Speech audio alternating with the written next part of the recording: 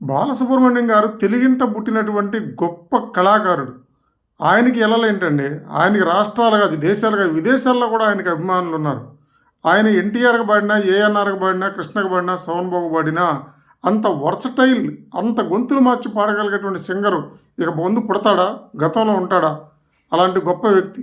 ఎన్టీఆర్ కృషి ఉంటే మనుషులు ఋషులవుతారనే పాట పాడినా, నాగేశ్వరరావు గారికి వందనం అభివందనం అని పాడిన, కృష్ణ గారికి నేనొక ప్రేమ పిపాసిని అనే పాట పాడిన, సోనబాబు గారికి వెల్లువచ్చి గోదారమ్మ అనే పాట పాడిన, వేటూరి గారి పాట ఆకాశమై పొంగే ఆవేశం కైలాసమే వంగెనై కోసం అని సిరిసిరి మూల పాడిన, సిరివెన్నెల గారి పాట ఏనాడు ఏ శిల్పి కన్నాడో ఈ కళలు ఈ రాళ్లే జవరాళ్లే ఇక నాట్యాలు ఆడేనని సిరివెన్నెల పాటను బతికించిన, ఆనాటి నుంచి ఈనాటి వరకు ఆంధ్రప్రదేశ్లో పాడినట్టు, తమిళ్లో పాడిన, కన్నడలో పాడిన, హిందీలో కూడా అద్భుతమైన పాటలు పాడాడు ఆయన. బహుత్ ప్యారు కర్తే హై తుమ్కో సనం అనే పాట కానీ, అలాగే తెరే మేరే బీచ్ మే కైసా హై ఏ బంధన్ అంటే ఇండియా ఉర్రు తొలగింది. అన్ని భాషల్లో అందరికీ పాడగలిగినటువంటి వ్యక్తి.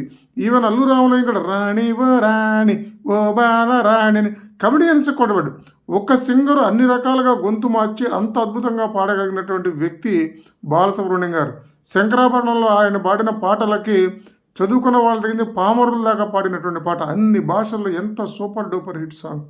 అలాంటి కళాకారుని ఒక ప్రాంతానికో ఒక దేశానికో మనం ఎల్లలు పెట్టి ఆపలేం.